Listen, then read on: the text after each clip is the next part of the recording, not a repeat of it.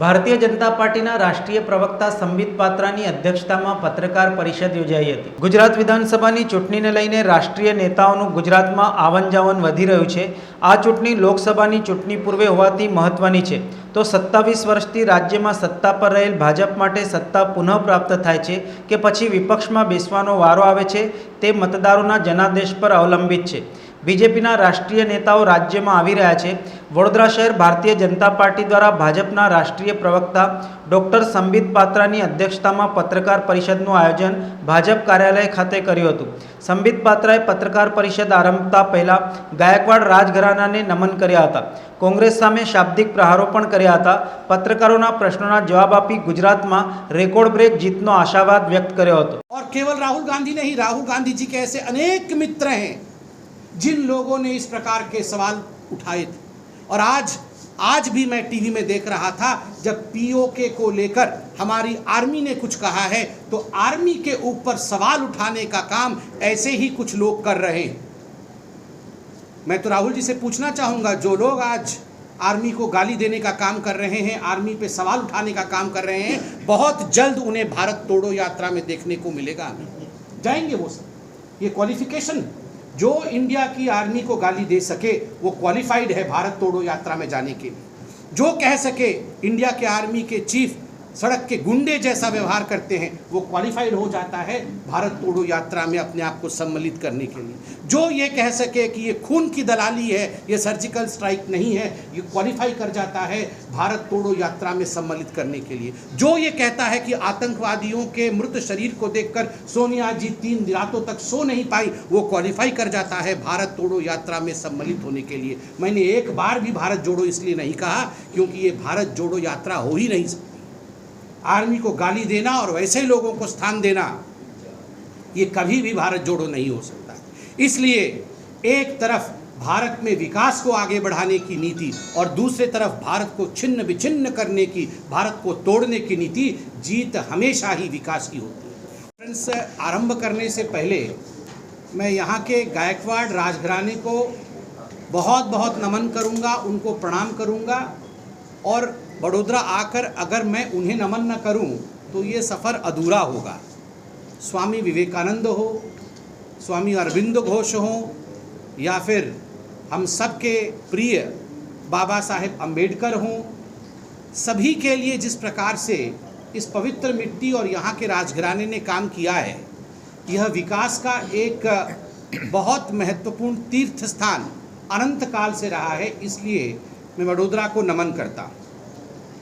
बंधुगण, जहाँ तक 2022 के इस चुनाव का विषय है, एक बात तो आज स्पष्ट है, मैं जिससे भी बात करता हूँ वह विषय है कि 8 तारीख को जब चुनाव के नतीजे आएंगे तो भारतीय जनता पार्टी प्रचंड बहुमत के साथ सरकार पुनः गुजरात में बनाएगी। और इस बार जो रिकॉर्ड है वो पुराने रिकॉर्डों को तोड़ते हुए भारतीय जनता पार्टी आगे बढ़ेगी।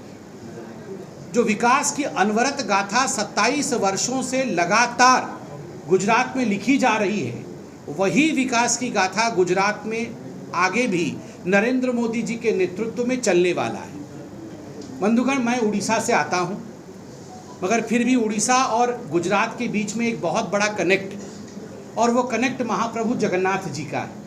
हम दोनों की संस्कृति जगन्नाथ जी से ओतप्रोत है और दोनों को महाप्रभु जगन्नाथ जी का असीम आशीर्वाद प्राप्त है। मैं केवल इतना ही कहना चाहता हूँ कि बड़ा प्रधान नरेंद्र मोदी जी ने जिस प्रकार से भारतवर्ष की छवि को न केवल साउथ ईस्ट एशिया में अपितु समग्र विश्व में जिस प्रकार से उसे गढ़ करके रखा है, उसे आगे बढ़ाया है, यह अपने आप में हिंदुस्तान के लिए एक नया कीर्तिमान स्थापित करता है। आप सोच के देखिए, कहाँ हिंदुस्तान पहले अर्थनीति के मानकों पर, इकोनॉमिक मानकों पर 11वें नंबर का विश्व में उसे स्थिति प्राप्त थी, 11वें नंबर स्थान पर वो था। और आज प्रधानमंत्री नरेंद्र मोदी जी के अनवरत परिश्रम के कारण 5वें स्थान पर यूनाइटेड किंगडम को पार करते हुए भारतवर्ष ने अपने आप को स्थापित किया है। बड़ौदा जिला सम्मानित मंच और जो मेरे पत्रकार बंधु आज यहाँ मौजूद हैं, मैं सभी को नमन करता हूँ, प्रणाम करता हूँ। सर्वप्रथम मैं इस पवित्र मिट्टी को बड़ोदरा के पवित्र मिट्टी को नमन करता हूँ। यह कोई साधारण जगह नहीं है। यह अगर सही मायने में कहा जाए तो कल्चरल कैपिटल, जो गुजरात की सांस्कृतिक जन्मभूमि है, सांस्कृतिक राजधानी है, यह वह क्षेत्र है। और माँ काली यहाँ से ज़्यादा दूर नहीं, पावागढ़, जहाँ अनेकों वर्षों के बाद आदरणीय नरेंद्र मोदी जी के उद्यम से वहाँ ध्वजारोहण हुआ है। मैं माँ काली के चरणों में कोटि कोटि नमन करता हूँ। आप सबके लिए कामना करते हुए इस प्रेस कॉन्फ्रेंस को आरंभ करता हूँ। अभी अध्यक्ष जी ने कहा कि 5 सीट महानगर के और 5 सीट जिले के, कुल मिलाकर के 10 जो सीट बड़ोदरा में है, इन 10 सीट पर भारतीय जनता पार्टी की प्रचंड जीत होने वाली है। 10 में से 10 सीट भारतीय जनता पार्टी के खाते में आने वाले हैं जब 8 तारीख को परिणाम हमारे समक्ष आएंगे। और क्यों ना हो, विकास की जिस प्रकार की गाथा बड़ोदरा में हम सब ने नरेंद्र मोदी जी के नेतृत्व में, भाजपा के नेतृत्व में देखा है, चाहे वो गति शक्ति यूनिवर्सिटी हो, चाहे वो स्पोर्ट्स यूनिवर्सिटी हो, या 65,000 करोड़ रुपए के लागत से जहाज बनाने का जो कारखाना, उसकी जो शिलान्यास की गई है, ये सारे विषय बड़ोदरा के लिए सिद्ध करती है इस बात को कि प्रधानमंत्री नरेंद्र मोदी जी का जो लगाव बड़ोदरा के प्रति है, उनकी जो ये कर्मभूमि रही है, ये कर्मभूमि संपूर्ण रूप से मोदी जी के साथ है। हमेशा गुजरात के लाल, गुजरात के सपूत नरेंद्र भाई मोदी जी को अपना आशीर्वाद दिया है। बंधुगण, अंत में मैं इतना ही कहूँगा कि यहाँ से थोड़ी दूरी पर स्टैचू ऑफ यूनिटी भी, ये स्टैचू ऑफ यूनिटी केवल एक विशाल स्टैचू नहीं है। ये स्टैचू ऑफ यूनिटी केवल एक बहुत बड़ी मूर्ति या प्रतिमूर्ति नहीं है, एक टूरिस्ट अट्रैक्शन नहीं, यह एक विचार का अमलीभूत होना है। जब नरेंद्र मोदी गुजरात के मुख्यमंत्री थे और उन्होंने कहा कि मैं यहाँ पर सरदार पटेल जी का स्टैचू बनाऊंगा और विश्व में एक नया कीर्तिमान स्थापित करूंगा, और उस समय उन्होंने एक कॉल दिया, उस समय उन्होंने एक आवाज़ लगाई कि पूरे हिंदुस्तान से, पूरे भारतवर्ष से लोग यहाँ पर, किसान यहाँ पर लोहा भेजे, तो उस समय राहुल गांधी, सोनिया जी और प्रियंका जी ने ठहाके मार मार कर हमें चिढ़ाने का काम किया। उस समय राहुल गांधी जी ने कहा था ये तो मजाक है, ऐसा तो बन ही नहीं सकता है, ऐसा हो नहीं सकता है। मगर आज मैं बहुत ही गर्व के साथ कह सकता हूँ कि प्रधानमंत्री नरेंद्र मोदी जी ने गुजरात के एक लाल ने गुजरात के दूसरे लाल के लिए जिस प्रकार का एक स्टैचू बनाया है, वो विचारों की प्रतिमा है, वो विचारों की जीत है कि अगर एक गुजराती कुछ ठान ले तो वो करके दिखाता है। इसलिए मैं नरेंद्र मोदी जी को धन्यवाद देता हूँ। पावागढ़ की माँ काली हम सबको आशीर्वाद दे रही है और उन्हीं के आशीर्वाद से जीत होगा। 500 वर्षों से वहाँ ध्वजारोहण नहीं हुआ था। गुजरात की एक लाल ने वो कमाल करके दिखाया कि माँ काली के चरणों में भी उन्होंने अपने आप को नतमस्तक किया और वहाँ आज ध्वज देखने को मिल रहा है। इसके लिए भी मैं नरेंद्र मोदी जी का धन्यवाद करूँगा। और अंत में मैं इतना ही कहूँगा कि हमने कभी नहीं सोचा था कि भव्य राम मंदिर हमारे जीवन काल में बने।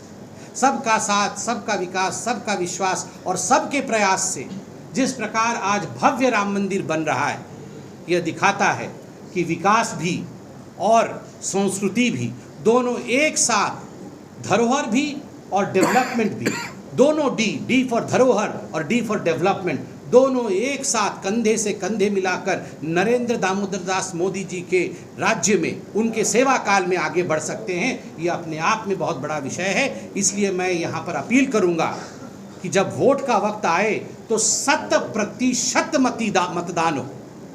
बड़ोदरा के 100% लोग घर से बाहर निकले, कोई छूट ना जाए। गुजरात ने हमेशा नया कीर्तिमान लोकतंत्र में स्थापित किया है। विकास की गाथा लोकतंत्र के जो परिकल्पना है, यहीं से शुरू हुई।